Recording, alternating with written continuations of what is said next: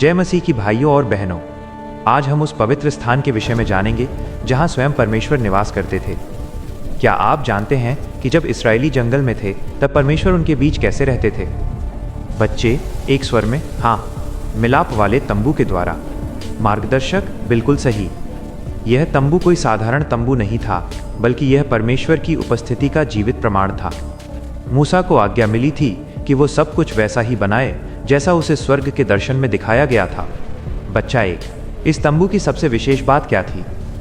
मार्गदर्शक, इसके भीतर एक अत्यंत पवित्र स्थान था जिसे पवित्रों का पवित्र स्थान कहा जाता था। वहाँ वाचा का संदूक रखा था जो साक्षात परमेश्वर की महिमा को दर्शाता था। वहाँ हर कोई नहीं जा सकता था, केवल महायाजक ही वर्ष में एक बार प्रवेश करता था। बच्चे एक साथ, हम परमेश्वर की पवित्रता को समझना चाहते हैं। मार्गदर्शक, देखिए, जब इस्राएली यात्रा करते थे तो दिन में बादल का खंभा और रात में अग्नि का स्तंभ उस तंबू पर ठहरता था। जब बादल उठता तो लोग चलते और जब बादल ठहरता तो वे भी रुक जाते। यह हमें सिखाता है कि हमें भी परमेश्वर के मार्गदर्शन की प्रतीक्षा करनी चाहिए।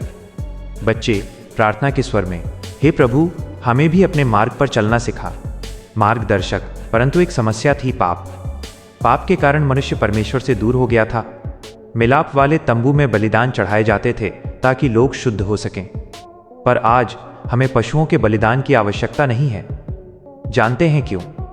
बच्चा दो, क्योंकि प्रभु यीशु मसीह हमारे लिए बलिदान हो गए। मार्गदर्शक, सत्य कहा। जब यीशु ने क्रूस पर प्राण त्यागे तो मंदिर का वो भारी पर्दा ऊपर से नीचे तक फट गया। अब परमेश्वर और मनुष्य के बीच की दूरी समाप्त हो गई है। अब हर वो व्यक्ति जो विश्वास करता है सीधे परमेश्वर के पास आ सकता है। बच्चे उत्साह से, धन्यवाद प्रभु यीशु, आपने हमें परमेश्वर के पास आने का मार्ग दिया। मार्गदर्शक, याद रखिए, अब परमेश्वर केवल हाथ के बने तंबुओं में नहीं, बल्कि आपके और मेरे हृदय में रहना चाहते हैं। हमारा जीवन ही परमेश्वर का मंदिर है, इसलिए हमें इसे प्रेम, दया और सच्चाई से पवित्र रखना चाहिए। बच्चे दृढ़ निश्चय के साथ, हम परमेश्वर के वचन के अनुसार जीवन जीना चाहते हैं। मार्गदर्शक, आइए हम सब मिलकर उस महान परमेश्वर की आराधना करें और प्रार्थना में झुकें। दीजिए, चारों ओर तपता हुआ रेगिस्तान, लाखों की भीड़ और बीचों बीच एक अद्भुत तंबू। यह कोई साधारण शिविर नहीं था, यह मिलाप वाला तंबू था। बच्चा एक, गुरुजी, परमेश्वर ने इस तंबू को बनाने के लिए मूसा को ही क्यों चुना?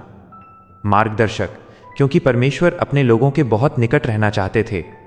निर्गमन की पुस्तक में लिखा है कि परमेश्वर ने मूसा से कहा, मेरे लिए एक पवित्र स्थान बनाओ ताकि मैं तुम्हारे बीच निवास करूं। लेकिन शर्त यह थी कि सब कुछ स्वर्गीय प्रतिरूप के अनुसार होना चाहिए। बच्चा दो, इसका अर्थ है कि जैसा स्वर्ग में है वैसा ही पृथ्वी पर? मार्गदर्शक, बिल्कुल। हर एक खंभा, हर एक पर्दा और हर एक पात्र पवित्रता का प्रतीक था। बच्चे एक स्वर में, हम परमेश्वर की पवित्रता और उनके अद्भुत कार्यों को समझना चाहते हैं। दृश्य 2, बादल का खंभा और अग्नि का स्तंभ। प्रकाश नीले रंग का हो जाता है जो शांति का प्रतीक है। मार्गदर्शक, क्या आप जानते हैं कि इस्राएलियों को कैसे पता चलता था कि अब आगे बढ़ना है? बच्चा 3, उत्साह से हाँ, जब तंबू के ऊपर से बादल उठता था। मार्गदर्शक, सत्य कहा। दिन में बादल का खंभा उन्हें छाया देता और मार्ग दिखाता, और रात में अग्नि का स्तंभ उन्हें प्रकाश और सुरक्षा देता था। जब बादल ठहर जाता तो पूरी प्रजा वहीं ठहर जाती। ये परमेश्वर की उपस्थिति और मार्गदर्शन का साक्षात चिन्ह था। बच्चे हाथ जोड़कर, हे प्रभु, जैसे तूने जंगल में अपने लोगों को राह दिखाई, वैसे ही हमें भी अपने वचन के मार्ग पर चलना सिखा। दृश्य 3, पवित्रों का पवित्र स्थान और पाप की बाधा। मंच पर एक बड़ा पर्दा दिखाया जाता है। एक बच्चा पर्दे के पास जाने की कोशिश करता है, पर मार्गदर्शक उसे रोकता है। मार्गदर्शक, रुको, उस पर्दे के पीछे जाना सरल नहीं था। वो पवित्रों का पवित्र स्थान था। वहां केवल महायाजक ही वर्ष में एक बार, वो भी बलिदान का लोहू लेकर प्रवेश कर सकता था। बच्चा एक, क्यों गुरुजी, क्या हम सीधे परमेश्वर के पास नहीं जा सकते थे? मार्गदर्शक, हमारा पाप एक बड़ी बाधा था। परमेश्वर अति पवित्र हैं और मनुष्य पाप से भरा था। मिलाप वाले तंबू के बाहरी आंगन में वेदी थी जहां पापों की क्षमा के लिए मेमनों का बलिदान दिया जाता था। यह हमें याद दिलाता था कि पाप की कीमत मृत्यु है। बच्चे गंभीर स्वर में, हम अपने जीवन को और अपने विचारों को परमेश्वर के सामने शुद्ध रखना चाहते हैं। दृश्य 4, क्रूस का प्रेम और फटा हुआ पर्दा। पृष्ठभूमि में एक क्रूस का चित्र उभरता है। संगीत धीमा और भावुक हो जाता है। मार्गदर्शक, लेकिन समय बदला। वो मिलाप वाला तंबू तो केवल एक छाया थी। असली सच्चाई तब आई जब परमेश्वर का अपना पुत्र यीशु मसीह इस संसार में आया। वो परमेश्वर का मेमना बना। बच्चा 2, क्या यीशु के आने से वो तंबू बदल गया?